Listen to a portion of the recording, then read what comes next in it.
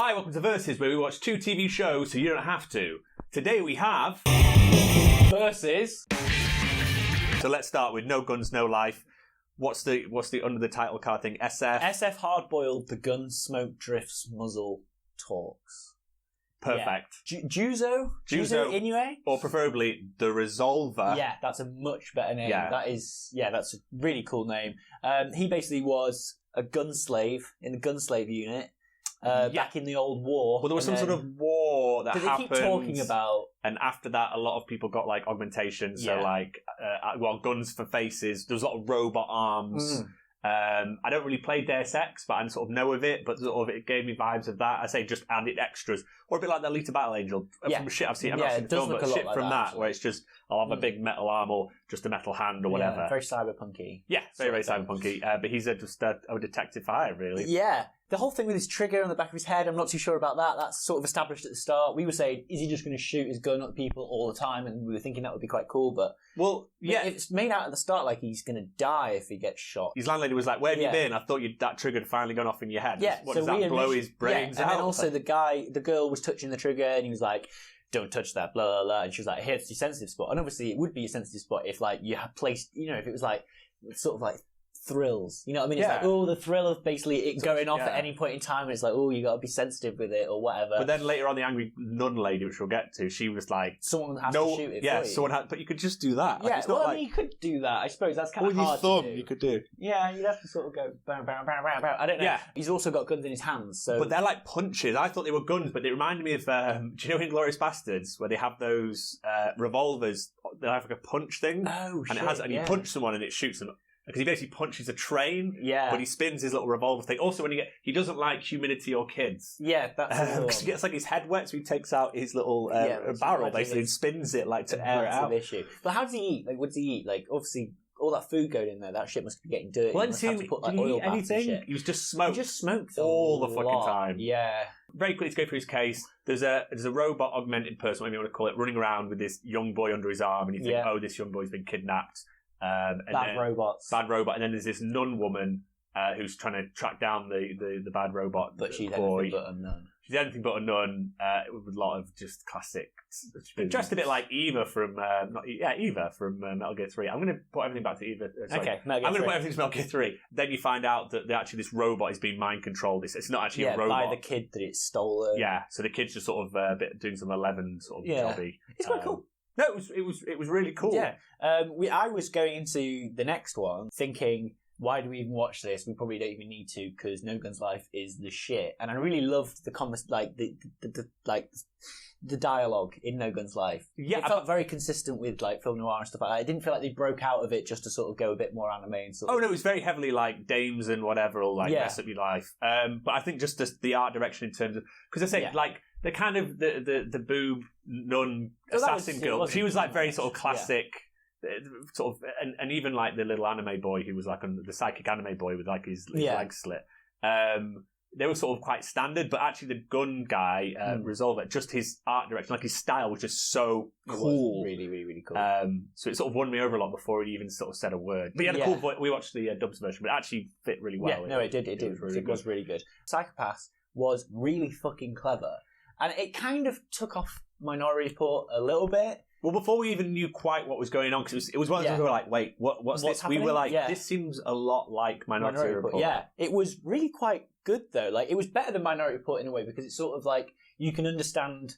Like, it's not just like going back in time and seeing the crime being committed. You can actually understand how people's rage Well, you should probably explain the basic concept. Yeah, okay. So, basically, everyone has their own rage, psychopaths. So, basically, my number at the moment is probably like under 100, probably about like 50 odd or whatever. Yeah. Joe's is probably it's like 300. Guilt stressors, basically. So, basically, so once your level hits over 100 because you're angry or whatever at something, you get basically told to go and see a therapist and you get like told, basically made to go and calm down.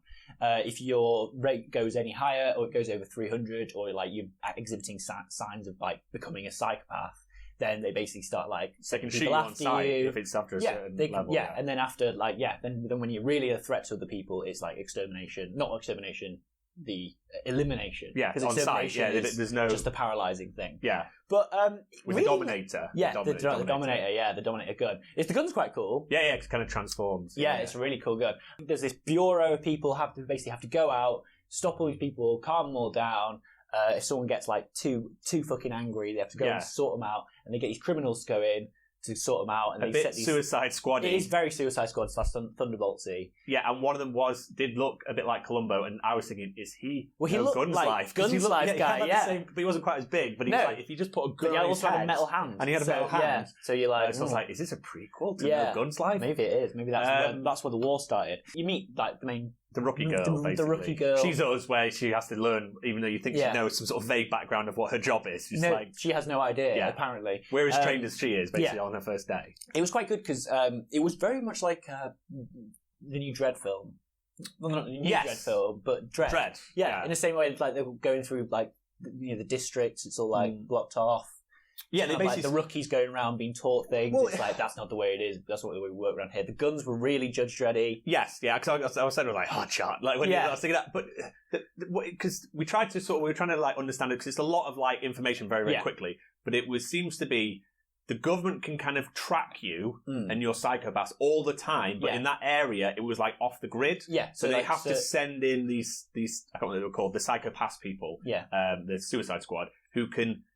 They say sort of track them, but I didn't quite get that. I think they could they track them in the same way that because they're psychopaths, they can understand where someone angry would go, or something like that. Sort of criminal profiles or something.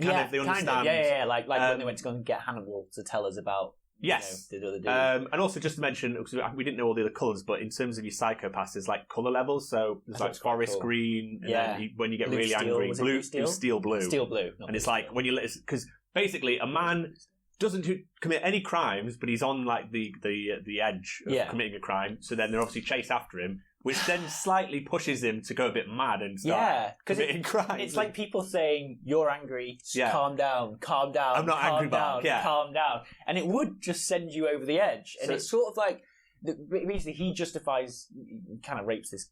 Well, he tries to rape this girl. Well, I think he holds hot knives to her and stuff. I know, but it's really frustrating because he's like horrible stuff. He's like, I've always wanted to basically rape someone, and that's pretty much what he says. And then it cuts, and it's like, quick help, and it cuts to the psychopath people, and they're just like chilling in Chinatown. I know. It's like fucking, what are your powers? What are your powers? Run. And then that one guy finds them, and the girl's like clearly almost about to be raped. And then they're like, stand down, just hold off for a minute. It's like, let's see what he does. It's like, why are you seeing what he does? That girl's anger level's going up anyway. But the kind of I don't know what the crux of it is.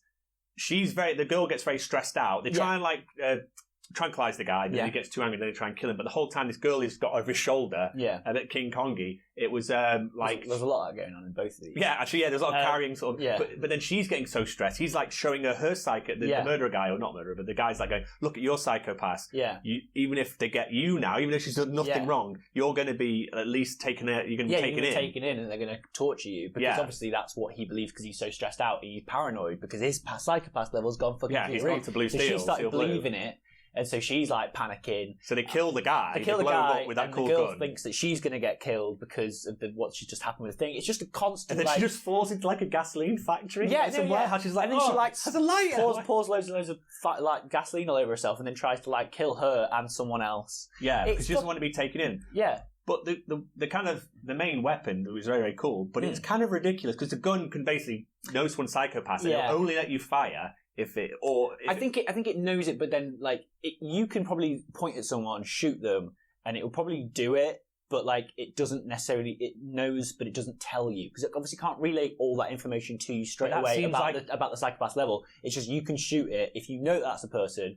If you go, right, there's the person, I'm going to follow them, and then you turn around the corner and he's there, you can probably just go boom without having to go through all the whole it seemed like everything was like a 5 or 6 second. They're supposed to be doing this, and then the second they get to a certain level, it goes from not tranquilizing people, paralyzing, and then and then it automatically goes right. It's just let's just melt them. Yeah, explode them. Yeah.